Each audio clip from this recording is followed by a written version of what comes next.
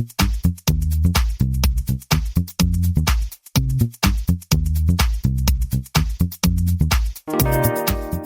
everyone, welcome to the 364th episode of the Internet of Things podcast. This is your host, Stacey Higginbotham, and your co-host, Kevin Toffel.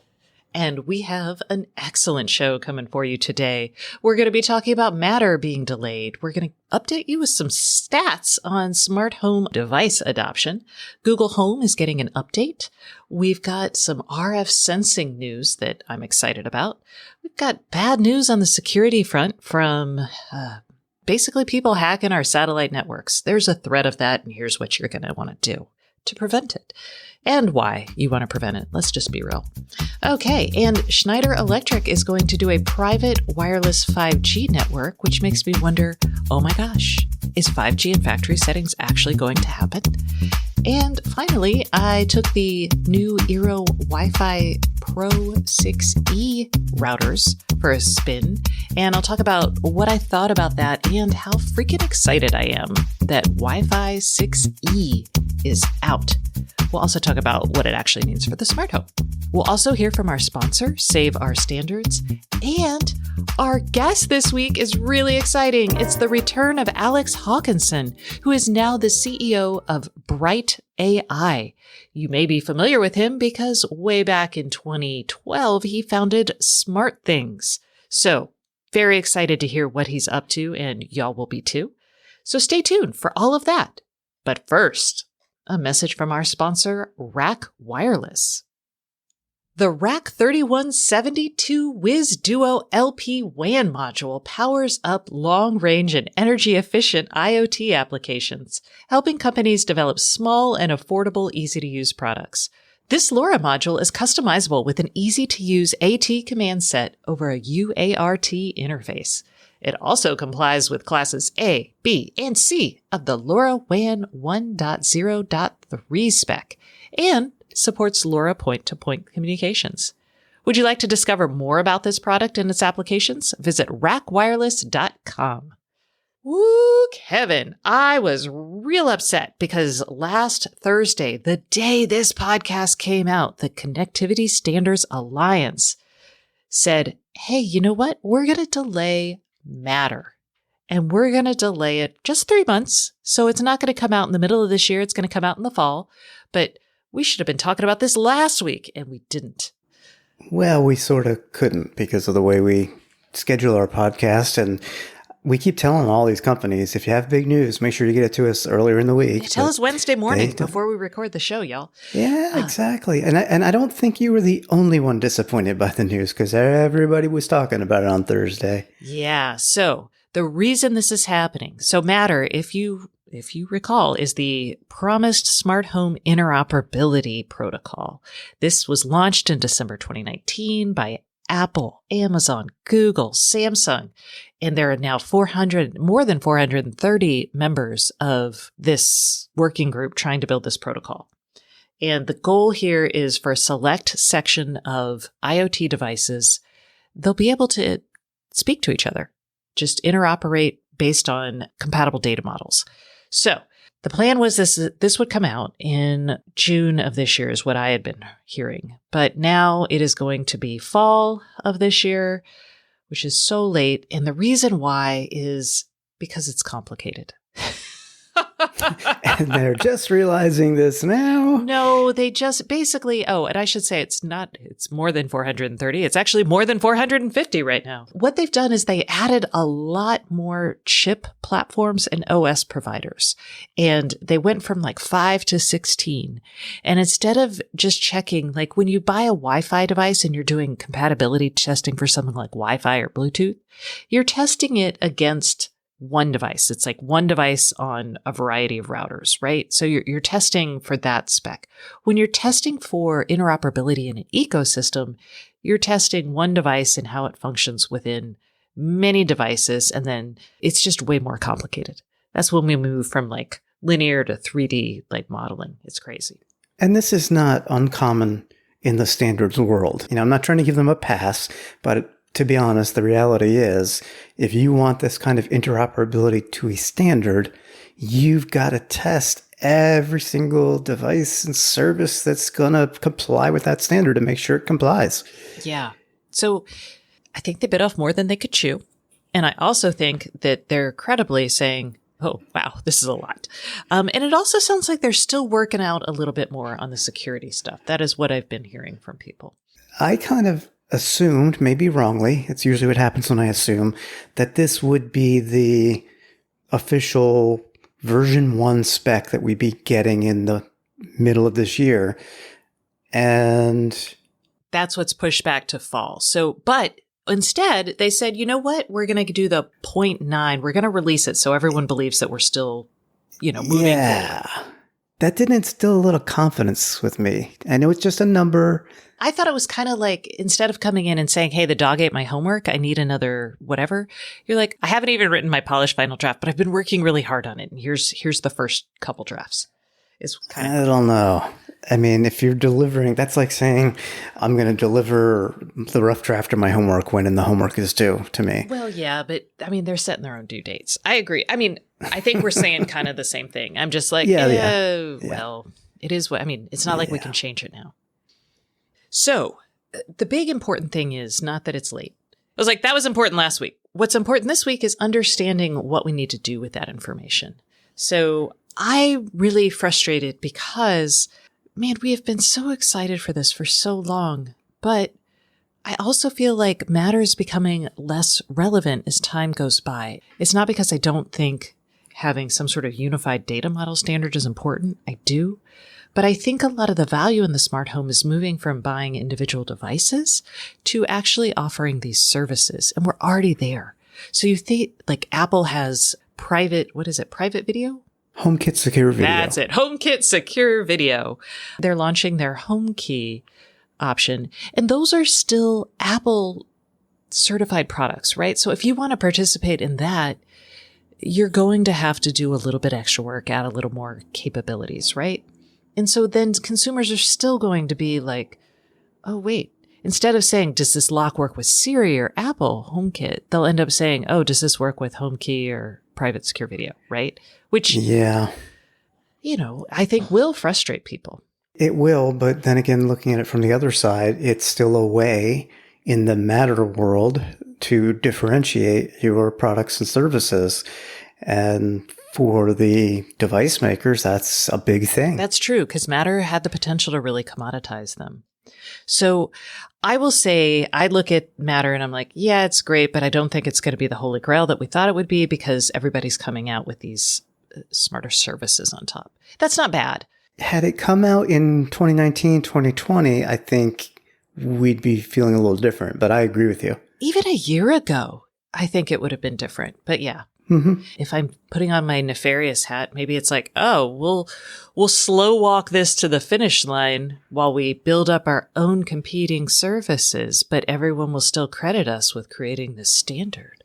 Mm-hmm. That's my skeptical hat. Maybe. The other thing to note is I talked to lots of companies and for example, I talked to Wise, Frederick Delacourt at Wise. He's a senior director of technology and services.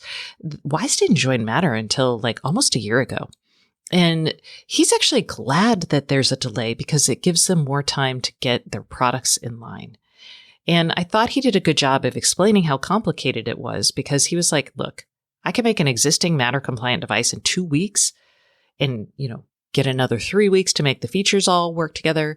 But getting their whole ecosystem to support Matter is going to take months of engineering work. So this is just, because they've got so many products.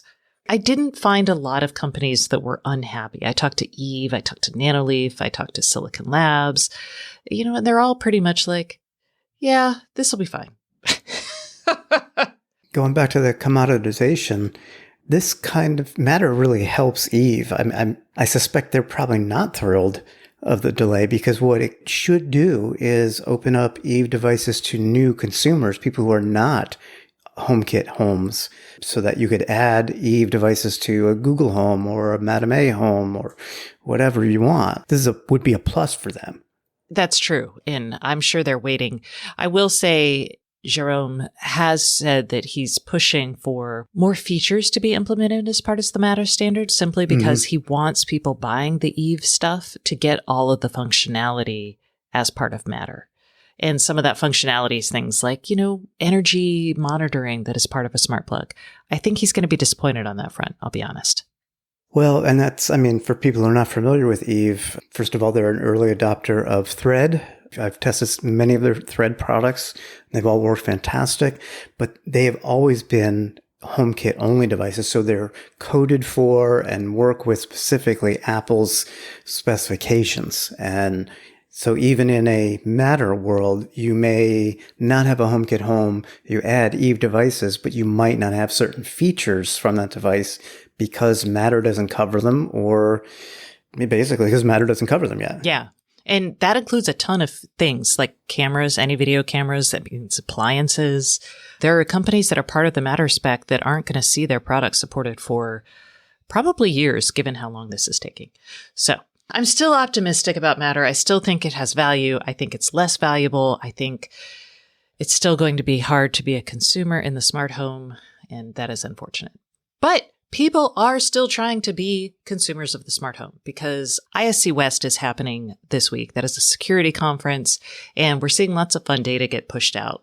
So Omdia, which is an analysis firm, their analyst Blake Kozak put out a research report this week that tracked the adoption of smart home devices. So the year-over-year change in consumers buying certain devices. And across device category, people were buying more. This is not unusual. We expect this with the pandemic. A lot of people have been buying a lot of stuff. And everything increased. So smart thermostat penetration increased from a little under 15% to about 30% during the pandemic. Part of that's probably utilities pushing this as well. You see video doorbells increasing from just a little over 15% to a little over 30%. I feel like there must be more. I'm like, wow, that feels low. By far the highest by percentage of ownership device is a smart speaker with a voice assistant. That's at about 44%. I would have thought it was higher than that. I would too. So, but you know what? We actually saw this, a little stagnation in the market. Amazon was talking about that. I think people are now buying a lot of the HomePod minis now that they're priced correctly. That actually went up from 2021. It was only at about 30%. So a little less than a third of US households. The other thing I thought was kind of fun is smart kitchen appliances have hit a quarter. So 25% of homes surveyed in the US have smart kitchen appliances. And wow, that's a lot. Well, you and I are in that group and have been for a while. Probably like the June was our first smart kitchen appliance, maybe the drop scale, even before that, I don't recall. But when I visit people, now that we can visit people a little bit more, I don't see any smart stuff. It's people just use the same appliances they've always had. And I don't know if when they go look, if they're really like, oh, I got to have smarts in it. I have a dryer and a washer with smarts in it that I bought not too long ago, and I haven't connected them. It's just a feature. And I think during the pandemic, a lot of people upgraded their homes and spent money on renovations and that sort of thing. So maybe that's where that uptick is coming from, even though they may choose not to connect them. Yeah, could be. I don't know. The only non-connected devices I have in my kitchen are my dishwasher and my refrigerator. I even have a connected sink. So it's crazy. All right, let's talk about the Google Home app, because we talked about this a little bit last week, but it is getting a bunch of updates that should make it nicer. No, these are good updates. And if you have the Google Home app on either Android or iOS, there's likely a software update available. I've had it for at least a couple of days, and Stacy got it this morning. So basically, there's 3 things that are here, one of which we can see now, and 2 that it looks like a future software update will bring. The first is what we talked about last week, the simpler, more helpful controls. This is kind of what I said last week. These controls are sliders for your devices. It looks a lot more like HomeKit controls. Even if you're not familiar with that, I think you'll appreciate these sliders. They're less of a tap to turn on lights, and you have more control in one icon. It's very nice. Yeah, it's what you get from the lock screen. If you go to device controls in your lock screen, it's just a color version of that. Gotcha. Then there's also a new privacy page where Google has consolidated all of the data points for your smart home into one screen. You'll find that in the settings of the Google Home app. You'll look for privacy settings rather. Here you can see saved Wi-Fi and home addresses, home activity, your data in the Assistant.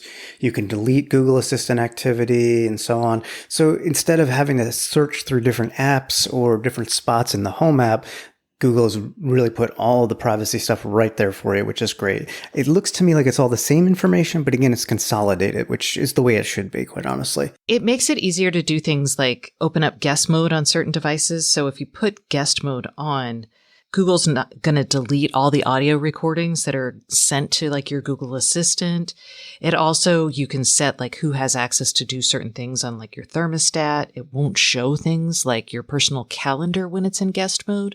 So if you have like your house as an Airbnb, or if you just have guests and you don't want to give them full, the ability to tell Google to like buy $1 million worth of Bitcoin from your account, those are all things that guest mode kind of prevents. Yay. And then there's one more bit that they say is coming later this month. And considering today it's already the third week of March, I give them one more week. They will have an updated home feed to tell you what's going on in and around your home. So what it'll do is it'll actually sort your home's recent and most important events in kind of like, almost looks like a Twitter feed for your home, essentially. You can see that now in the privacy bits, but it's not grouped, it's not sorted. So they're bringing a little more optimization to that to make it easier to see what's important that's going on quickly at a glance. Yes. And so all of this is good. It'll make it easier. It'll make it more consistent. We talked about it last week, being more consistent across HomeKit and Google, which will be nice. Yay. Okay. Other news. Y'all know I'm excited about RF sensing, right? Yes, you do. That is using wireless signals to detect, it's actually detecting movements and disruption in wireless signals and then relaying that information to understand what might be happening in an environment. And there's many ways to do this. Apple's UWB is probably the most popular and familiar to people.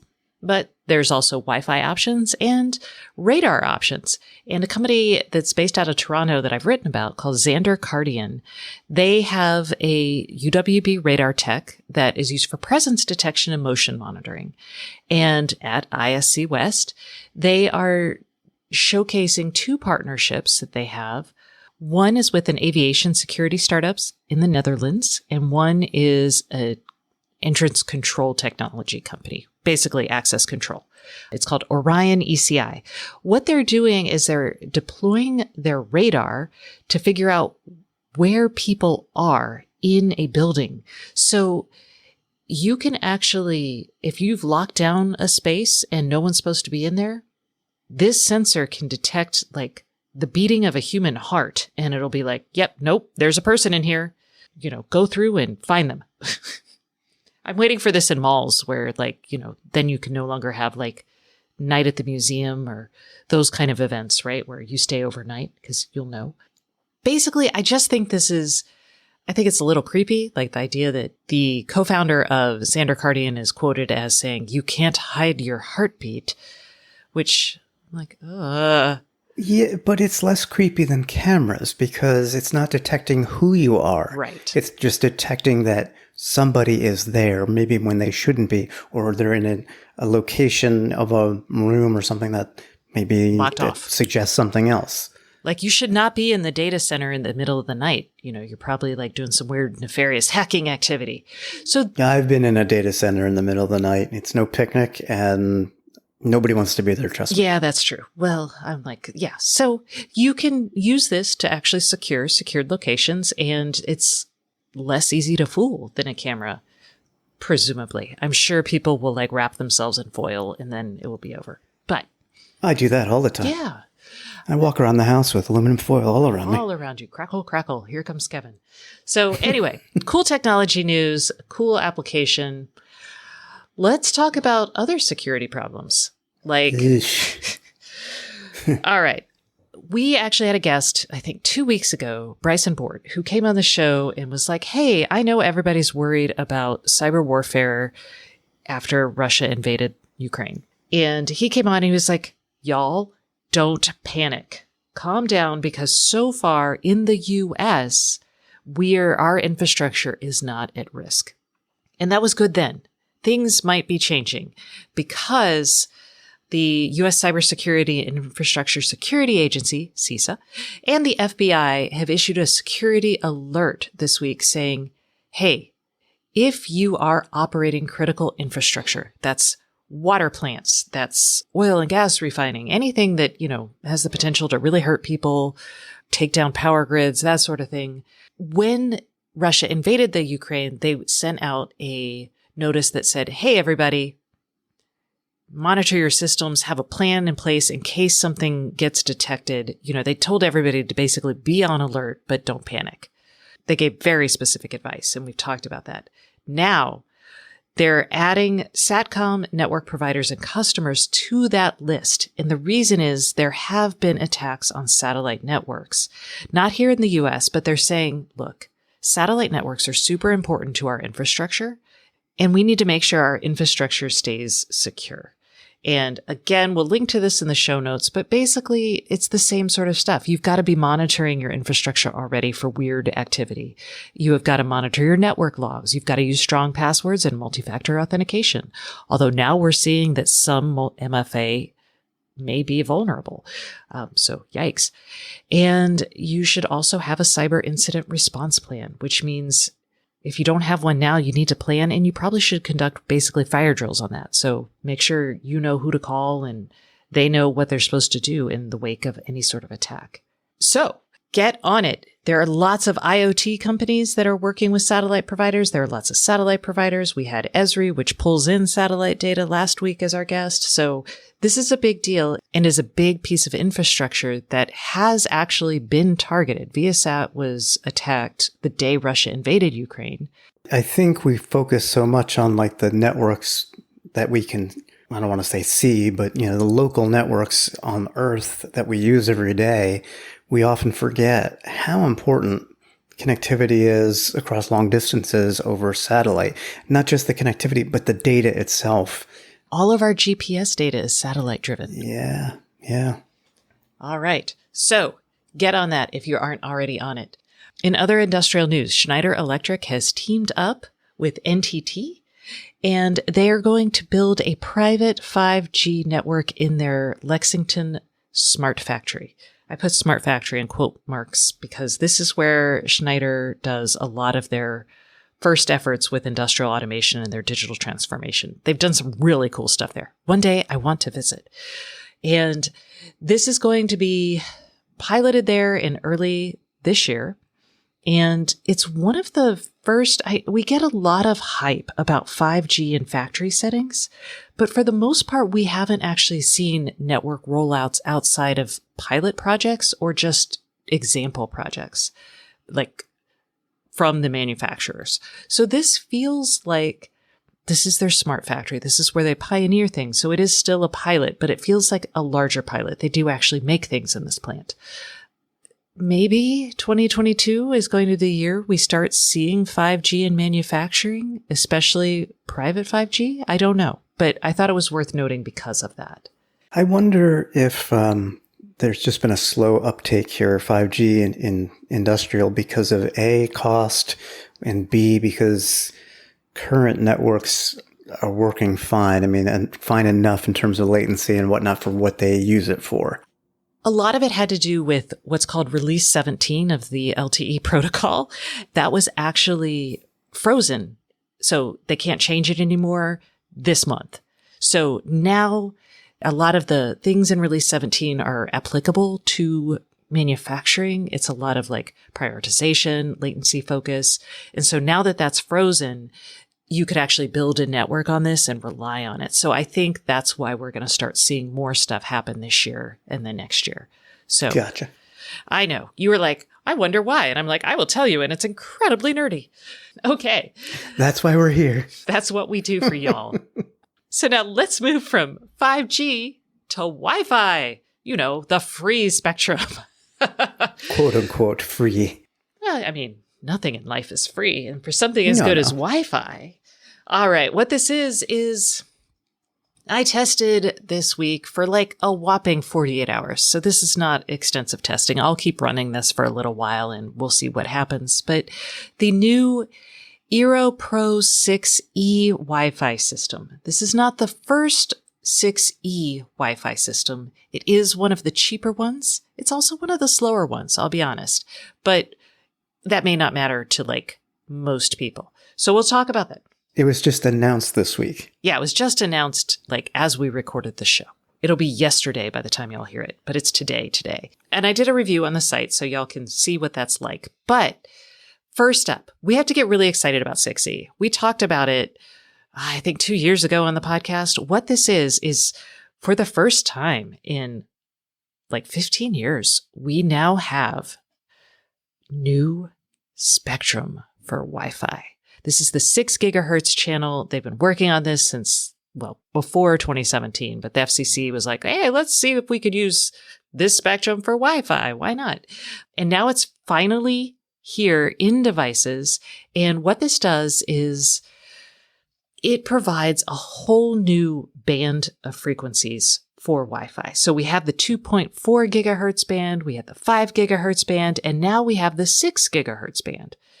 Now, it's important to know, especially for us who care about the smart home, that the 6 gigahertz band, to run in that band, you need a client that supports 6 gigahertz. So you need a 6E capable radio.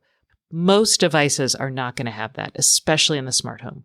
We're seeing, even the latest iPhone doesn't support 6E yet. So I'm sure the one that comes out this year will. So we're going to see 6E capable devices coming out in smartphones and computers first, because again, this band has wide channels, so you can send a lot of data really quickly. It's less relevant for things like sensors, super relevant for computers and smartphones.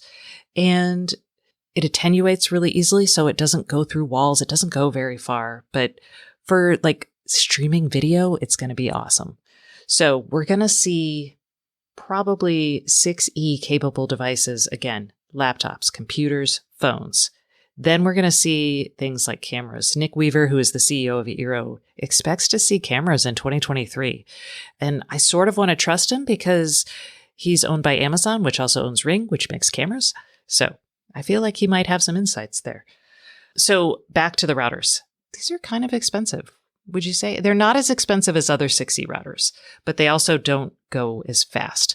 So a 2-pack is going to be $499, and that's going to cover about a 4,000 square foot home. A 3-pack is $699, and that will cover about a 6,000 square foot home. And I don't know what to say. What should I say about this? Is it worth it? If you're upgrading, like you need to update today from like a Wi-Fi 5 system, sure. Go get a 6E system. This is going to be comparable, especially if you have a lot of devices and only a gigabit or so connection. You just hit the nail on the head, because I was going to answer your question, is it worth it? And it really comes down to your home ISP speeds to me. Mm-hmm. If you have, well, I don't want to say what speeds you need to take full advantage of this, but this will handle up to 2.3 gigabits per second. So if you have a 500 megabit per second internet connection, you're not going to get to the internet any faster. Right. You might communicate with your device-to-device stuff faster, like sending video or something like that. But again, you're limited by the pipe of the internet coming to your house. So I would say, no, these are not worth it there. Like I have a 1 gigabit per second fiber line. I would see a marginal increase in my overall speeds, only because it would free up some devices. It could get some devices off the 2.4 and the 5 gigahertz bands. Yeah, we get your computers and phones off of those bands, which are congested. It's still early for this. If you have to buy a router today, then yeah, sure, get a 6E router. If you think you're going to have a super fast internet connection, you can go to like Orbi and spend $1,500 and get support for like 8 gigabits per second. I don't know why you would, but you could. And so I think what we're seeing, broad, big picture in the Wi-Fi industry, is our wireless capabilities are so much faster than our pipes coming into our home. So it really becomes tough to buy these things because you're like, well, this one seems like way cooler, but you're like, really, it may not be what you need. 6E is going to be an improvement, and we don't have devices like if you're just like eyeing this and you're like, ooh, cool. If you're going to buy a 6E capable device, like you're going to buy a computer later this year, I would say when you buy your computer, just pick up some new routers in the 6E band. And would Eros work for you? If you like the ease of use, if you're in a Madam A household, all of those things are going to be useful for you. Yeah, I was going to point out from a smart home perspective, this extra band doesn't have a direct benefit, but these routers do support Thread. This can act as a border router for Thread, and it can act as a Zigbee hub for Amazon devices. Awesome. All right. So we'll link to the full review. It's long. And, if you're in the market, I feel like you should come back and read this later, like when you're ready to buy one of these. Yeah, like I feel no compulsion There's to go. There's no compulsion. No. And for me to say that tells you it's definitely a ahead of the curve kind of product. Yeah, we are definitely far ahead of the curve. All right. So that concludes this segment of the show, but let's move on to the Iot Podcast Hotline. This is the segment of the show where we hear from y'all, our listeners. The Iot Podcast Hotline is sponsored by Schlage, which is life made simple and secure. That's how Schlage delivers on the promise of IoT. With products that integrate seamlessly with leading technologies and the Schlage Home app to make setup a breeze, Schlage continues to offer a smarter way in. Find the right lock for your smart home at schlage.com. Okay, so if you would like to call us and have us answer your question on the show, you can call us at 512-623-7424, and you'll also be entered to win this month's prize, which actually is a Schlage lock. And y'all, I gotta tell you, I don't know if y'all just are sick of calling us, but your odds are real good. So 512-623-7424, because yeah, odds are really great this month. This week's question comes from Billy. Let's hear it. Hi, Stacy and Kevin. This is Billy in Montana. I recently got a level lock bolt, the one that's completely inside the door, and uses the original exterior hardware from the previous lock. And I know Level just put out a keypad that I'm interested in getting, but I'm also interested in the Apple Home Key or KeyPass. I think it's Home Key, where I think it uses NFC and your Face ID and everything. And because the bolt is inside the door, it's not Home Key compatible. But I'm wondering if maybe the keypad would be or could add that functionality. Just curious if you guys have heard anything. I know that the keypad just came out or relatively recently came out, so would love to get your feedback. Thanks so much. So we're going to tie two things together. A, our sponsor, and B, being ahead of the curve. Because Billy is ahead of the curve here. And I am right there with you, Billy, because I want an Apple Home Key compatible lock. I do not have a Level lock, but you're basically asking if they will support Home Key. And the answer is officially, we don't know, even though we asked the company. They basically said we have nothing to announce at this time. However, we can tell you that Apple Home Key requires an NFC chip. That's the chip that will let you or will recognize your Apple Watch or your Apple phone with an NFC chip to unlock your door. So the Level Touch, not the Level Bolt, but the Level Touch model does have an NFC chip. Will it have Apple Home Key compatibility? The company would not commit to telling us that. We don't know. It's possible. I think it's likely, but we can't guarantee it because they haven't announced any official support yet. And it would be on the Touch. Only the Touch, not the Bolt, has the NFC capability. That is correct. I will say that the founders of Level were very high up in Apple. With Level Home's CTO and co-founder, Ken, he was formerly the senior director of engineering at Apple. And I know that he is drawn on some of his Apple expertise in working on Level. He's actually been on the podcast a couple times. So I think your odds are pretty good. I would agree if I was a betting man. But if I wasn't a betting man and thought that level wasn't going to add support, or I couldn't wait for it, you still have to wait, but you can wait a little less by looking at the Aquara A100 with home key support, which is expected sometime this year, and the Schlage Encode Plus with home key support, which is due out soon. I believe they say spring. It's currently spring. So it looks likely that if you wanted to go with the Schlage, you could do that sooner rather than later. Yes, and I have a Schlage Encode lock, which is lovely. Yes, this is the Schlage Encode Plus with home key support. That's what I want, the Plus. Right, because the Schlage Encode is just Wi-Fi, which, again, lovely, but no home key. So sad. Okay, so sorry, we cannot give you a definitive answer, and if you're on the Bolt, which is the original level lock, you're going to have to upgrade anyway. And that concludes the answer to this portion of the show. Remember, if you would like to give us a call and be entered to win a Schlage lock, give us a call at 512-623-7424. And now, stay tuned for our guest this week, Alex Hawkinson, the CEO of Bright AI and former CEO at SmartThings, who's going to talk to us about Bright and making laundry rooms smarter. But first, a message from our sponsor. This week's sponsor is Save Our Standards.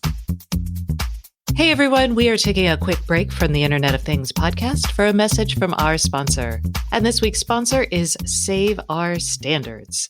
Save Our Standards brings together a cross-section of industries to advocate for a fair and transparent standard essential patent licensing system. And I have Emily Hart, who is the COO of Motion Mobs, which is a software consulting and development firm based in Birmingham, Alabama, here to talk to us about Save Our Standards. Hi, Emily. Can you talk a little bit about standard essential patents and the way Motion Mobs uses them when developing tech-driven solutions for your clients? Standard essential patents are part of wireless standards that go far beyond smartphones. They're used in everything these days, from smart manufacturing sensors to vehicles. One of the reasons that we joined Save Our Standards is really to deepen our knowledge of what's going on in the policy landscape around standard essential patents and to share our perspective as a small business. As app developers at Motion Mobs, we thoroughly rely on a healthy, functioning ecosystem that grants us access to the hardware components that our software needs.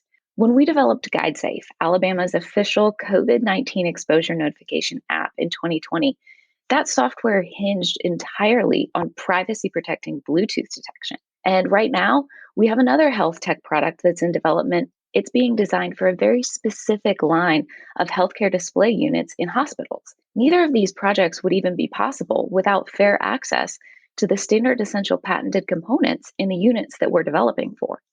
And as a small business in the IoT ecosystem, why is it important to educate yourself about licensing standard essential patents?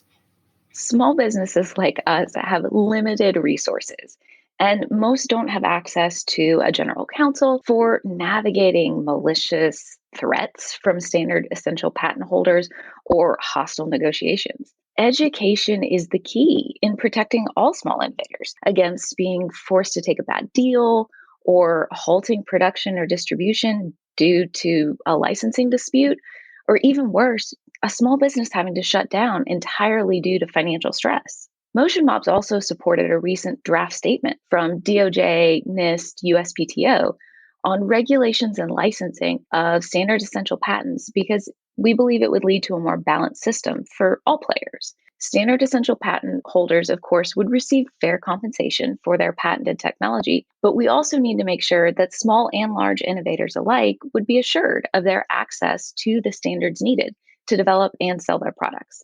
Great. Okay, so where can people find more about Save Our Standards? For details on the coalition, resources about standard essential patent licensing, and to share your email to stay in touch with our activities and news, visit us at www.saveourstandards.com. Hey everyone, welcome back to the Internet of Things podcast. This is your host, Stacey Higginbotham, and today's guest is Alex Hawkinson, who is the CEO and co-founder of Bright AI. Hello, Alex. How are you today? Hey, Stacey. Good to talk to you again.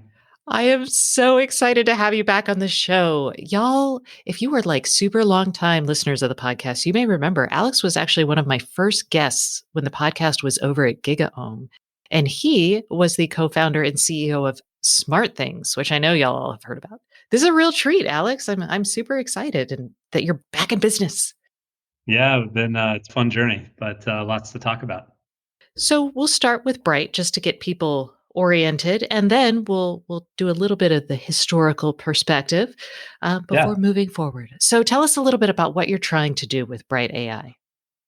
Yeah, so Bright AI, I mean, the purpose really is sort of in the business world to sort of infuse intelligence and control where there's none today.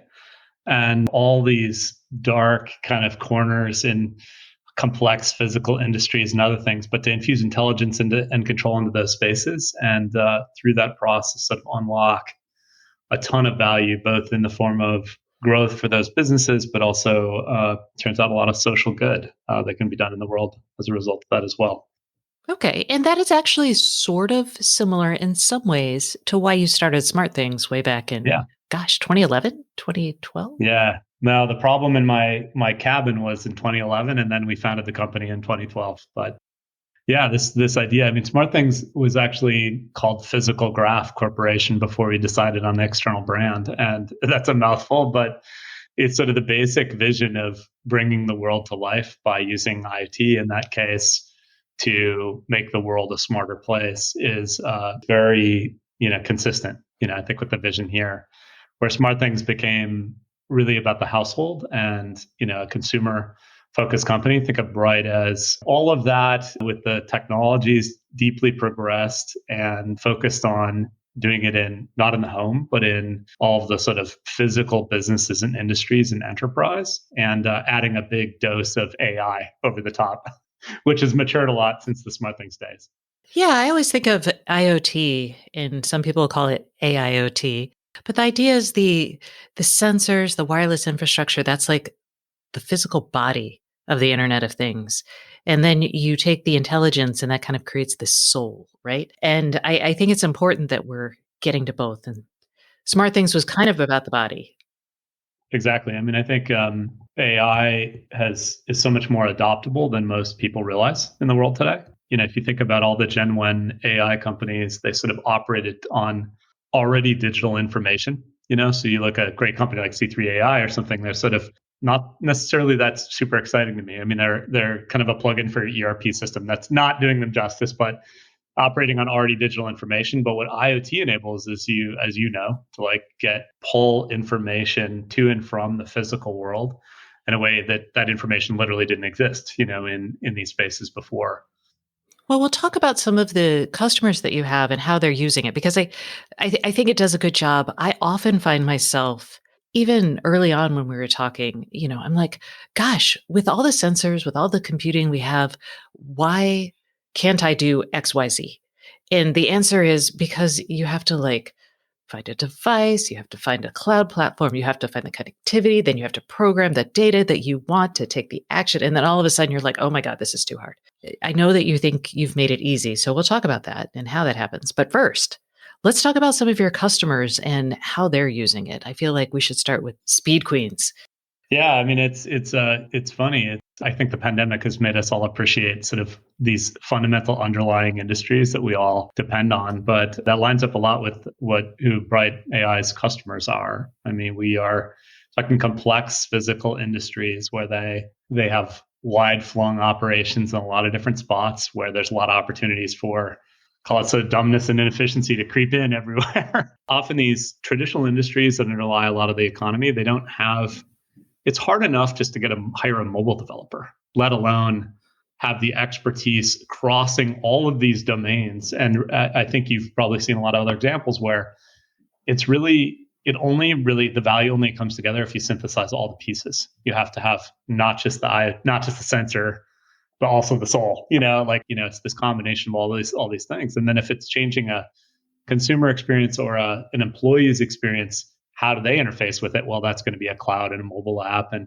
all those things. You have to get all the pieces working together to sort of let the magic happen. So Our customer. So, Roddy, I'll give you an example. Since you started there, we're working across, I think, about 8 industries now. But the first was working with a company called CSC. So the biggest commercial laundry company in the world. They have 200,000 laundry rooms spread out across like all the apartment buildings and the universities and hotel rooms. And so most of us have all been customers of theirs. A very big, far-flung, 200,000 laundry rooms, more than 1 million washers and dryers. So you don't get more of a simple business at some level, on a surface level, than that. When we first got involved, they're sort of the biggest collector of quarters on the planet.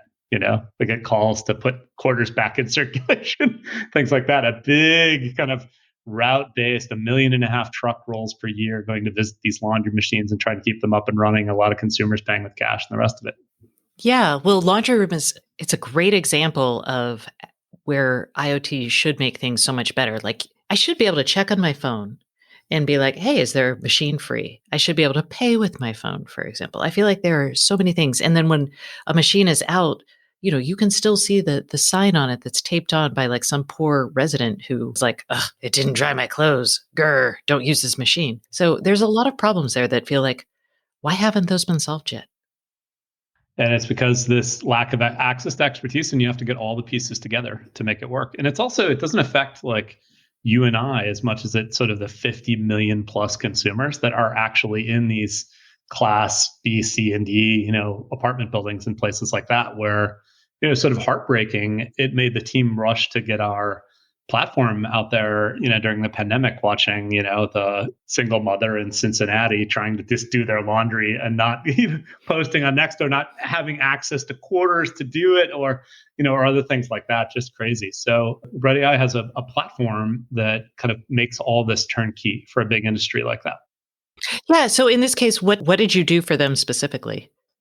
I'll talk about the pieces we built, and then I'll talk about how it comes together for like what it means for maybe for the consumer, and then for the employees, and then for the shareholders, the company like that. Start at the basic, like the endpoint. You have to get to the laundry machines and in those rooms themselves. So Bright AI has a combination of a sort of an IoT platform and a better than human sort of sensing set of capabilities. So we specifically built, I know this is audio, but I'll hold up, specifically built a custom IoT device that you can retrofit any of their existing 1 million plus laundry machines with about 1 minute of labor. Put this thing inside of it and turn this old piece of equipment into a connected, modernized thing with the capability of having soul imbued into it. And so this is a palm-sized board. Does it use Wi-Fi?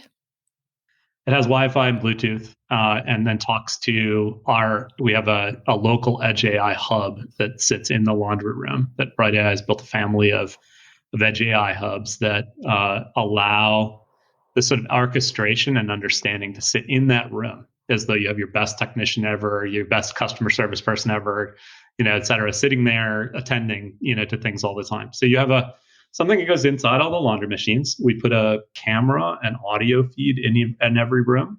So you have off-the-shelf sets of sensors and devices that you can use. Then a Edge AI hub that sits in the room itself. It maintains connectivity to, so the biggest part of our platform is really the cloud. And then a couple of mobile apps and integrations out of the back of that cloud that create what's called a CSC Go is the platform name. They used mobile app for consumers, and then one for their employees, all the technicians and property managers and others that were working there. So those are the pieces that we built. All right. That's the body. That's the body, right? So how does the experience work together? Well, this is what you sort of speculated. Like in a very short period of time, we're able to go to where, let's talk about from the consumer standpoint, because that's what really matters the most here. With an essential service like this, they can check and see if a machine's available, in their building. They can go downstairs to, or wherever it is, be guided to it. And instead of having to use quarters, they, of course, can still do that. You don't take something away, living side by side with the things in the physical world. It's not about replacing the physical world wholesale, because that's impractical too. But they can tap their phone to this old laundry machine, the same one that was there before, right? And do touchless sort of digital payment.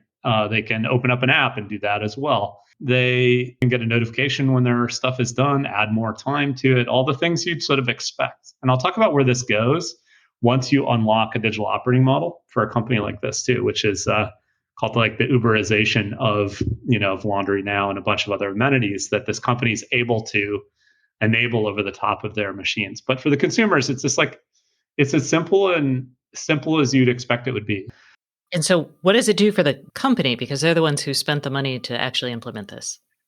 Yeah. So you have a bunch of profound impacts, from this, and it's sort of existential, for the company in a way. You're talking a company that's 80 plus years old here, and it's had this massive impact on both their financial profitability and everything, but also the quality of their service. So it creates a big revenue lift that we call embedded growth. Like it was just there. It wasn't new customers. It was just a better experience. And so more of the residents in those buildings are able to get their laundry done. Simple as that. But for an old company, in an industry like this, when you're talking 10, 20+% revenue growth, it's a huge impact, on the business. So revenue growth, service efficiency gains, where you can imagine just in 1.5 million truck rolls, there's a lot where you show up and the machine was just unplugged or something simple was wrong and you have the wrong part on your truck or whatever it is. And of course, the promise of IoT plus AI is sort of predictive service. You can see the issues happening in advance. So we're talking, sort of 50+% lift in service efficiency for a better service. CapEx deployment, massive improvement in CapEx deployment because you know exactly how many machines you need in all the different places. Some you have too many deployed, some rooms, some you don't have enough, right? And you can better plan things that way. So without going through the percentages, a multiple double-digit, percentage improvement in CapEx. And then that's not even touching all the sort of secondary factors, which is like clients are way happier, meaning the building operators. Like it's a much better amenity. The consumers are much happier instead of, the broken down machine and you having to call on the phone to get a refund, all this happening digitally. And, if you look at this massive jump in sort of free cash flow generation and otherwise that come out of the back of all this, shareholders are super psyched as well, because it takes an industry that was sort of fairly stagnant over a long period of time and sort of makes this traditional company look more like a tech company. I think a lot of these traditional businesses have these huge scale opportunities, but they haven't had the benefit of what we see as sort of traditional tech company multiples and impacts. And so Bright AI sort of really blurs the lines between these traditional industries and what you could consider a tech firm. So what you're talking about feels like what a lot of IoT companies are trying to do. I talk to an IoT platform company each week, right? And, I talk to system integrators, and the goal is people like your company go to these SIs and they're like, hey, build this service for me. So what is it that you have that makes you different? Because there's a lot going on here, but especially at the physical side and putting the body in place, that is highly customized in a lot of ways for a lot of the clients and seems to be not a huge profit margin kind of business.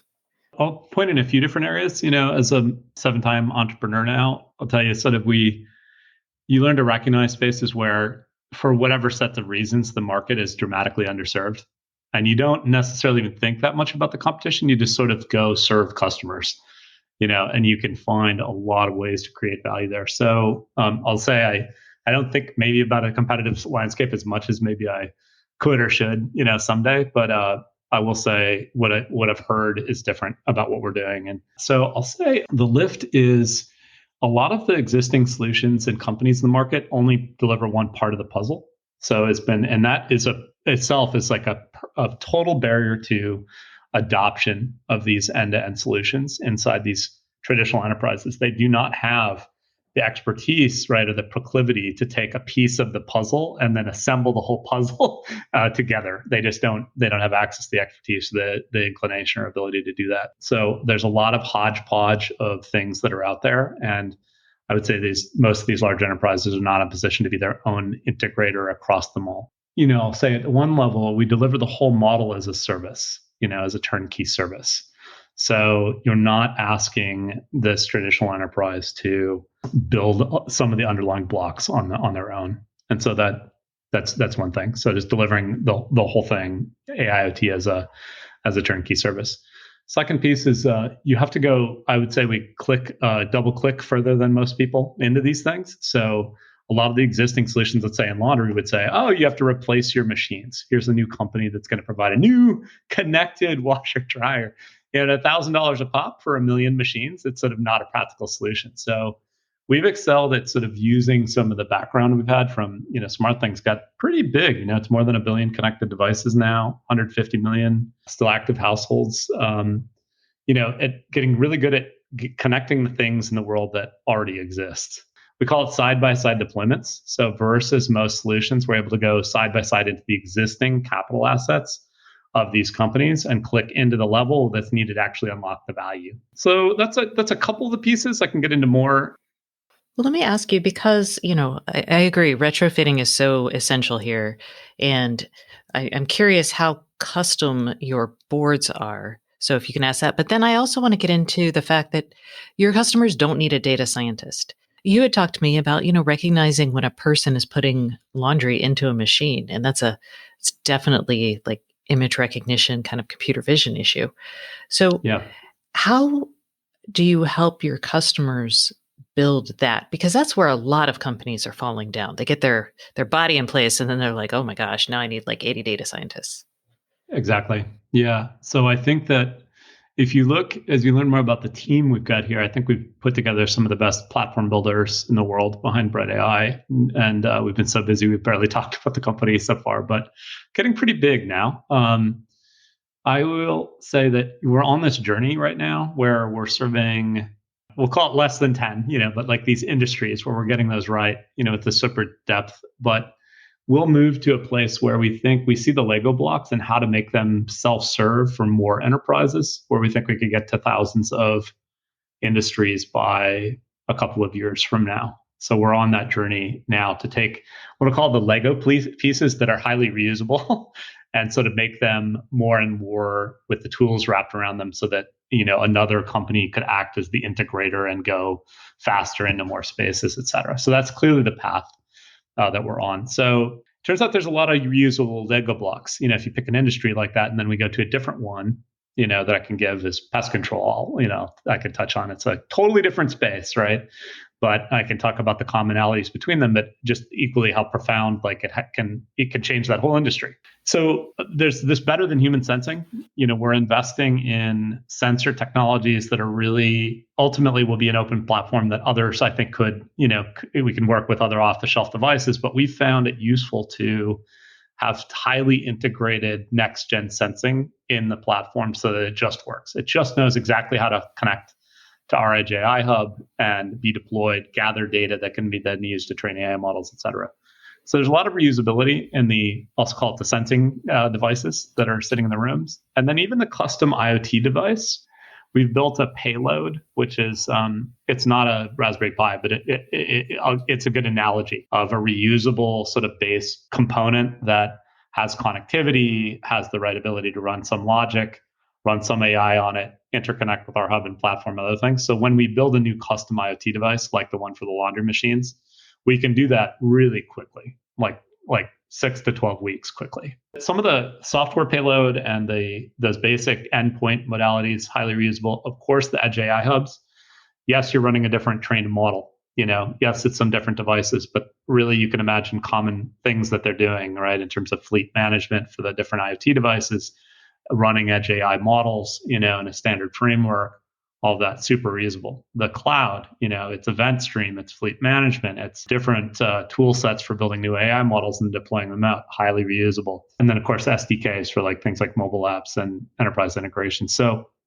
in terms of you asked about the reusability, even though you're building a custom industry solution, and I think that's what's to get to the depth that Bright AI will have, it will end up always in big situations like that. I'll say the Lego pieces are very clear and highly reusable.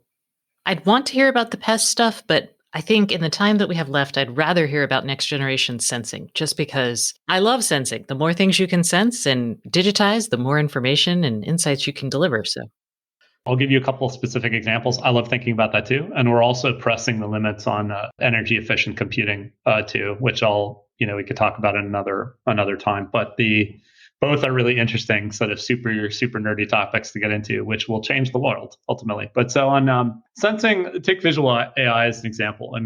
Call it better than human things like thermal sensors are going through a breakthrough in costs right now, where if you take thermal imagery and you give it to an AI, it's much, much higher fidelity than visual imagery is at identifying patterns and otherwise. You can imagine you can look at a machine and see exactly how it's malfunctioning if you look at its thermal properties, right? It's much clearer, let's say, when you have a pest behind the wall with thermal imagery than it is with visual. You can't see it all. So going to olfactory, we're doing stuff in some next-gen olfactory and molecular detection. So, vulture can smell a dead creature from a mile away. How does that work? That's olfactory. I mean, and it doesn't have to be for, I'm trying to creep you out here, like for dead stuff, but, if you want to detect a pattern in the world, there's these things that are sensing modalities, other frequencies for audio, that humans don't hear, that are really useful for specific industrial contexts. Like, is this machine working or not? Is this event happening? So we're trying to push the limits on a lot of those things in a way to make them,